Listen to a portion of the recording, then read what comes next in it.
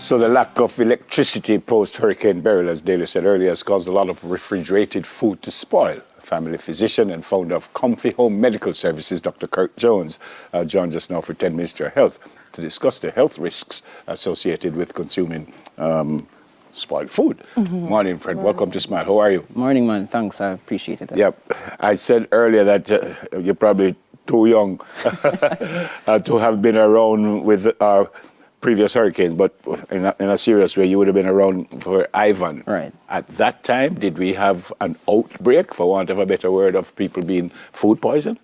Yes, it is a very common, what I should say, disease or a common, medical issue that's happening, especially post-natural disasters. It's something that's expected, especially when people have to cope with probably lack of water, lack of necessary, things necessary for life. Something that is expected. Yes, because what we do, especially as practitioners, we are always prepped to prepare. So if it is that you're working in the public health sector, let's say that you're in the clinics as a family health physician, you're always prepped to prepare for these type of things to come in.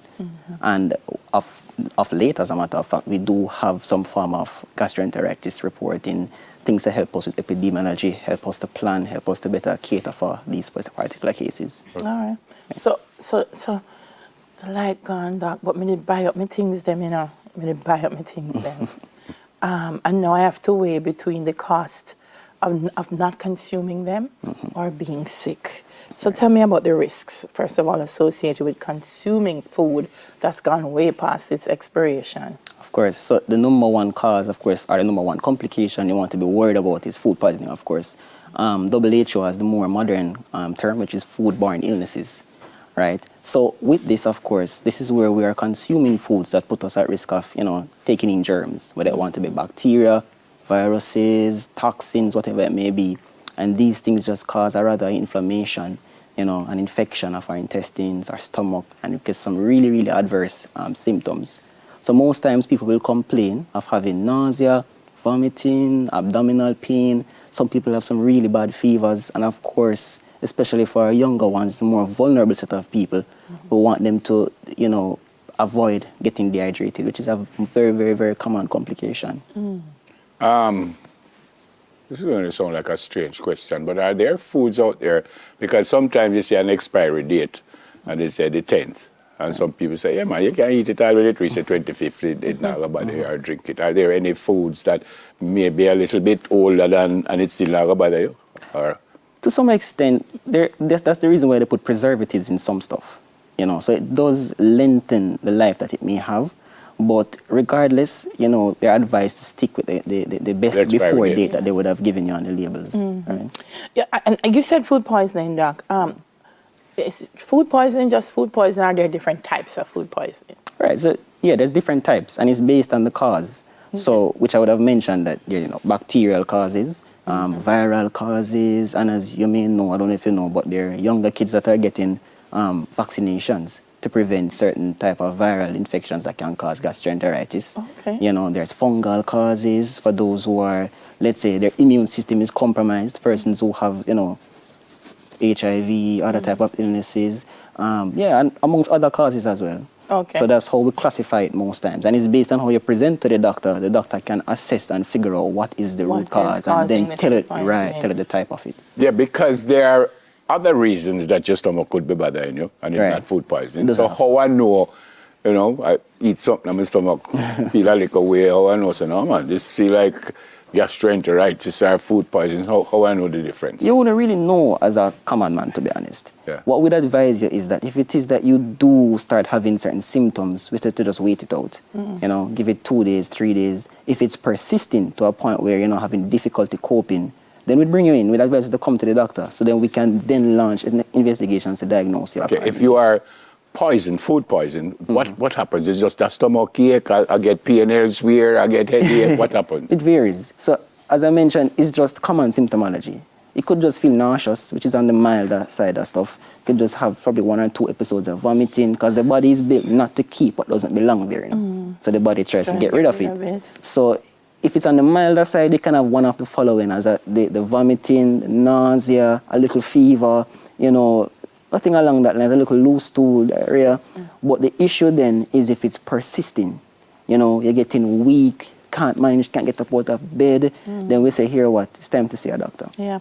Are children and seniors more vulnerable to foodborne illnesses? Right, because they wouldn't be able to help themselves to an extent. In terms of children need guidance. They need somebody around them to be able to say, hey, that's not good for you. You know, throw it away, toss that. The elderly, on the other hand, Jamaicans have a culture, you know, to hold on to things a little longer, you know, so you need somebody to say, hey, mommy, daddy, no, not anymore, right? And there is technology in place that can be utilized to better help you to organize your foods. You know, they're having new up-to-date refrigerators with all kind of timing things on it to utilize. So we say you can get these things. And then the younger ones who are probably in extended families can help guide the older ones. Okay. Right. Does hygiene and proper food handling play a part in all of this? Of course, critical. I don't know if you've ever heard of cross-contamination. Very, very important, how we store our foods. So you know your greens, your vegetables, your fruits not supposed to be mixing with poultry, meat, stuff like that. For example, if it is that, let's say, electricity gone, then you know that for sure certain foods, you know, are at higher risk of getting infectious than others.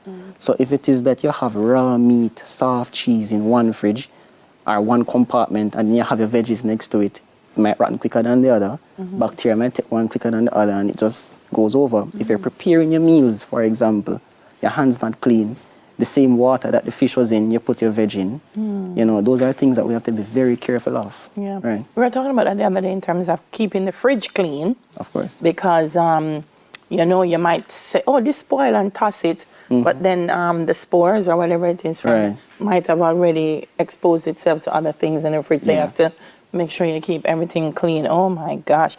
So communities and health organizations, how do you see them playing a role? You're doing it now with us here in Smile Jamaica. But how do we, I guess, raise general awareness about foodborne illnesses? Well, for me personally, but professionally as a medical doctor in the primary care, you know, our role is always health education and health promotion. And it means to better enable people to make better decisions while also promoting health awareness. So what we think we should be doing is focusing on targeting those areas or those places, those communities that are more at risk.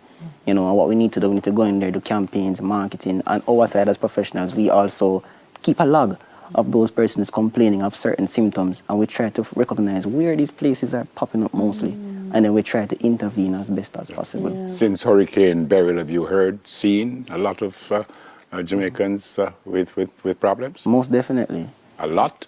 Yes, increased actually, because they come to the health centers now complaining of either having persistent diarrhea, loose stool, they're kind of complaining of, no, my tummy hurting me, or the mother is coming to my child has fever and going for 2-3 days, she's not getting it down. She probably tried to look at Panadol, not getting better.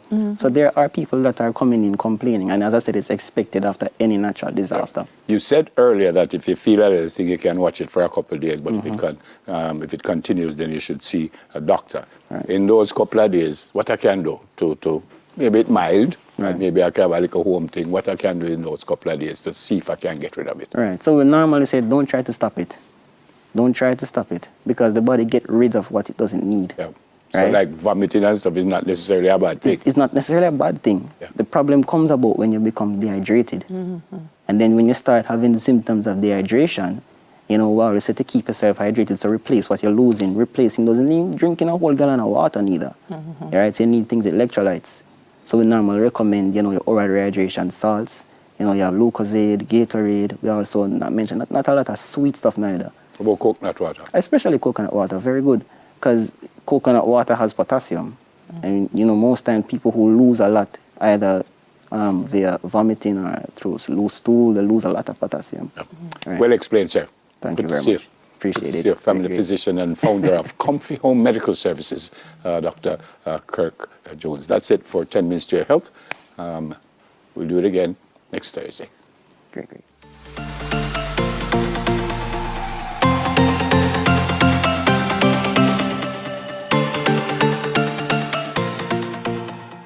All right, when we come back, we speak with recording artist, is either Primo or Primo Green, and Norrisman. They have a little collab going on, so when we come back, we'll speak about that. So come. Try.